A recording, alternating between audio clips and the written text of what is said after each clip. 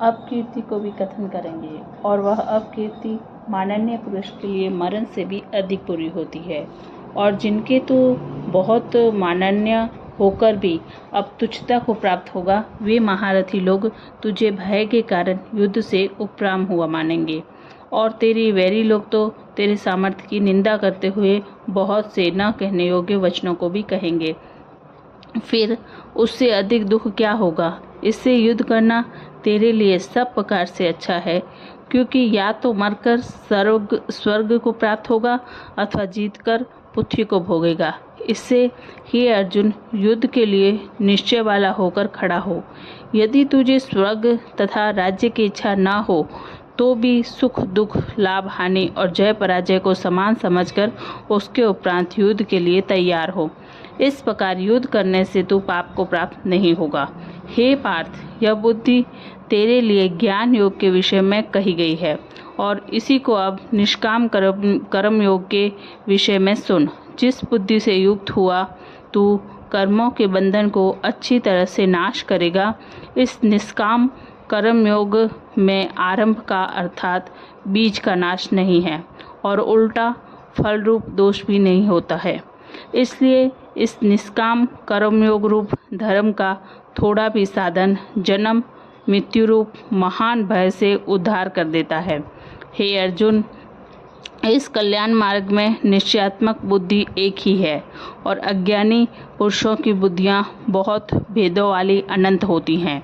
हे अर्जुन, जो सकामी पुरुष केवल फल ऋतु में प्रीति रखने वाले स्वर्ग को ही परम श्रेष्ठ मानने वाला, इससे बढ़कर और कुछ नहीं है, ऐसे कहने वाला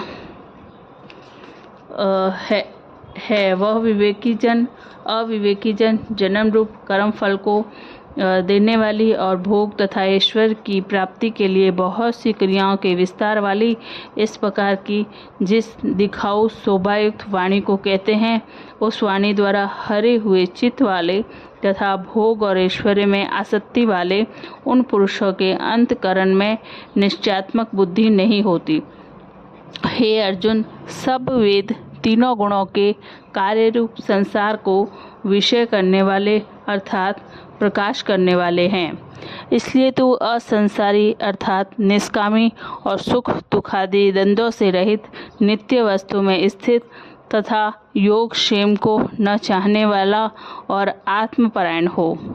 क्योंकि मनुष्य का सब ओर से परिपूर्ण जलाशय के प्राप्त होने पर छोटे जलाशय में जितना प्रयोजन रहता है, अच्छी प्रकार ब्रह्मा को जानने वाले ब्राह्मण का भी सब वेदों में उतना ही प्रयोजन रहता है।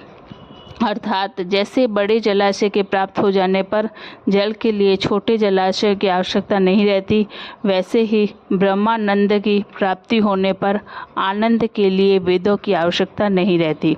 इससे तेरा कर्म करने मात्र में ही अधिकार होवे, फल में कभी नहीं। और तू कर्मों के फल की वासना वाला भी मत हो तथा तेरी कर्म न करने में भी प्रीति न होवे। हे धनंजय, आसक्ति को त्याग कर तथा सिद्धि और आसक्ति में समान बुद्धि वाला होकर योग में स्थित हुआ कर्मों को कर। यह समत्व भाव ही योग नाम से कहा जाता है। इस समत्व रूप बुद्धि योग से सकाम कर्म अत्यंत तुच्छ है। इसलिए हे धनंजय, समत्व बुद्धि योग का आश्रय ग्रहण कर, क्योंकि फल की वासना वाले अत्यंत दीन हैं। समत्व बुद्धि युक्त पुरुष पुण्य पाप दोनों को इस लोक में ही त्याग देता है, अर्थात उनसे लिपायमान नहीं होता। इसमें समत्व बुद्धि योग के लिए ही चेष्टा कर। यह समत्व बुद्धि रूप योग ही कर्मों में चतुरता है, अर्थात कर्म बंधन से छूटने का उपाय भी है। क्योंकि बुद्धि योग युक्त ज्ञानी जन कर्मों से उत्पन्न होने वाले फल को त्याग कर जन्म रूप बंधन से छूटे हुए निर्दोष अर्थात अमृतमय परम पद को प्राप्त होते हैं। हे अर्जुन, जिस काल में तेरी बुद्धि मोह रूप दलदल को बिल्कुल तर जाएगी तब तू सुनने योग्य और सुने हुए के वैराग्य को प्राप्त होगा। जब तेरी अनेक प्रकार के सिद्धांतों को सुनने से विचलित हुई बुद्धि परमात्मा के स्वरूप में अचल और स्थिर ठहर जाएगी, तब तू समत्व रूप योग को प्राप्त होगा। इस प्रकार भगवान के वचनों को सुनकर अर्जुन ने पूछा, हे केशव, समाधि में स्थित स्थिर बुद्धि वाले पुरुष का क्या लक्षण है और स्थिर बुद्धि पुरुष कैसे बोलता है, कैसे बैठता है और कैसे चलता है। उसके उपरांत श्री कृष्ण महाराज बोले, हे अर्जुन, जिस काल में यह पुरुष मन में स्थित संपूर्ण कामनाओं को त्याग देता है, उस काल में आत्मा से ही आत्मा में संतुष्ट हुआ स्थिर बुद्धि वाला कहा जाता है तथा दुखों की प्राप्ति में उद्वेग रहित है। मन जिसका और सुखों की प्राप्ति में दूर हो गई है, स्पृहा जिसकी तथा नष्ट हो गए हैं राग, भय और क्रोध जिसकी, ऐसा मुनि स्थिर बुद्धि कहा जाता है। जो पुरुष सर्वत्र स्नेह रहित हुआ, उन शुभ तथा अशुभ वस्तुओं को प्राप्त होकर न प्रसन्न होता है और न ही द्वेष करता है, उसकी बुद्धि स्थिर है। और कछुआ अपने अंगों को जैसे समेट लेता है, वैसे ही यह पुरुष जब सब ओर से अपनी इंद्रियों को इंद्रियों के विषय से समेट लेता है, तब उसकी बुद्धि स्थिर होती है। यद्यपि इंद्रियों के द्वारा विषयों को न ग्रहण करने वाले पुरुष के भी केवल विषय तो निवृत्त हो जाते हैं, परंतु राग नहीं निवृत्त होते, और इस पुरुष का तो राग भी परमात्मा को साक्षात करके निवृत्त हो जाता है। और हे अर्जुन, जिससे कि यत्न करते हुए बुद्धिमान पुरुष के भी मन को यह प्रमथन स्वभाव वाली इंद्रियां बलात् कर लेती है, इसलिए मनुष्य को चाहिए कि उन संपूर्ण इंद्रियों को वश में करके समाहित हुआ मेरे परायण स्थित होवे, क्योंकि जिस पुरुष के इंद्रियां वश में होती है, उसकी ही बुद्धि स्थिर होती है।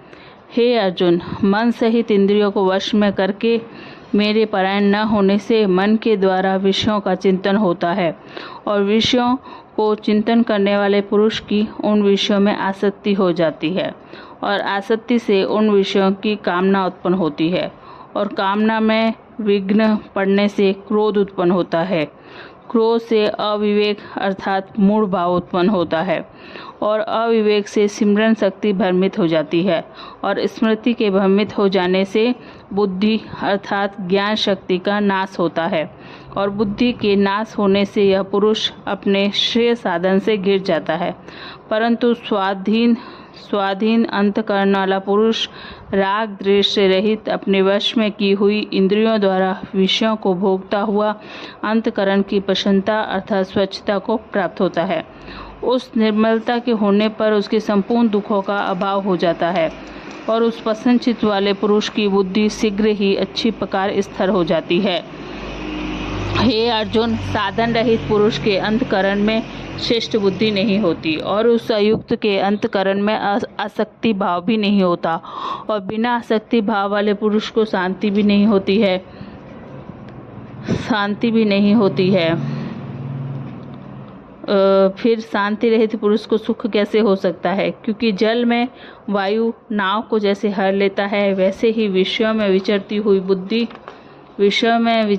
बुद्धि इंद्रियों के बीच में जिस इंद्रिय के साथ मन रहता है, वह एक ही इंद्रिय इस अयुक्त पुरुष की बुद्धि को हरण कर लेती है।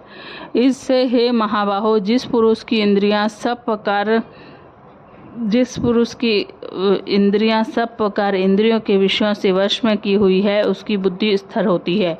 और हे अर्जुन, संपूर्ण भूत प्राणों के लिए जो रात्रि है, उस नित्य शुद्ध बोध स्वरूप परमानंद में भगवत को प्राप्त हुआ योगिक पुरुष जागता है, और जिस नाशवान क्षणभंगुर सांसारिक सुख में सब भूत प्राणी जागते हैं, तत्व को जानने वाले मुनि के लिए वह रात्रि है।